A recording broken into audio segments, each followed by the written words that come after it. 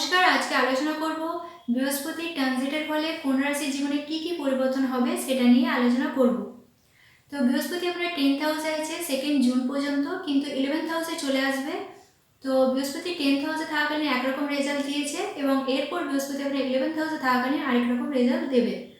তো বৃহস্পতি আপনার 11th হাউসে আসার ফলে যেটা হবে সেটা হলো 11th হাউস হচ্ছে আমাদের ইনকাম, আমাদের অ্যাচিভমেন্ট, আমাদের যাবতীয় ইচ্ছা পূরণ। তো এতদিন আপনি পরিশ্রম করছিলেন কিন্তু তার ফল এবার পেতে চলেছেন। বৃহস্পতি 11th হাউসে খুব ভালো রেজাল্ট দেবে। বৃহস্পতি আপনার ইনকামকে গ্রো করাবে, আপনার ইনকামকে বাড়াবে। বৃহস্পতি 11th হাউসে থাকার ফলে আপনি যদি কোনো পাওনা টাকা পাচ্ছিলেন না এতদিন, তাহলে সেই টাকা ফেরত পেতে পারেন এবং আটকে থাকা টাকাও আপনি ফেরত পেতে পারেন।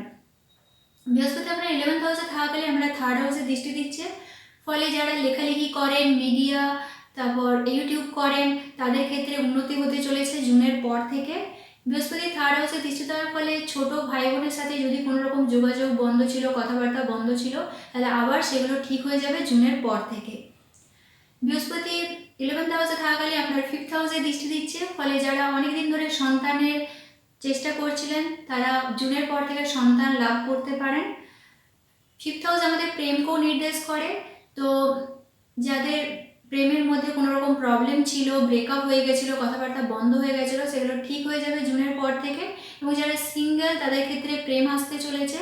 কিন্তু যারা মনে করছেন যে একটা সম্পর্ক স্থাপন করব প্রেমের জন্য, সেটা যদি ঠিক হয় তো ঠিক আছে, না হলে টাইম পাস করে বেরিয়ে যাব, সেখান থেকে সরে যাব, তাহলে তাদের ক্ষেত্রে সেই প্রেম টিকবে না। কিন্তু যারা দীর্ঘস্থায়ী সম্পর্ক স্থাপনের জন্যই এগোচ্ছেন, চিন্তাভাবনা করছেন, তাদের ক্ষেত্রে সেই প্রেম টিকবে, কারণ বৃহস্পতি টাইম পাসের গ্রহ নয়। এরপর বৃহস্পতি নেক্সট দৃষ্টি হচ্ছে আপনার 7th হাউসে। তো যারা বৈবাহিক জীবনে কোনো রকম ডিভোর্স কেস বা আইনি ঝামেলায় চলছিলেন, তাদের ক্ষেত্রে একটা মিউচুয়াল আন্ডারস্ট্যান্ডিংয়ের মাধ্যমে সেটা ঠিক হয়ে যাবে। তো আজকের মতো এই পর্যন্তই, দেখা হবে নেক্সট ভিডিওতে। তো ততক্ষণে আপনারা ভালো থাকুন এবং সুস্থ থাকুন।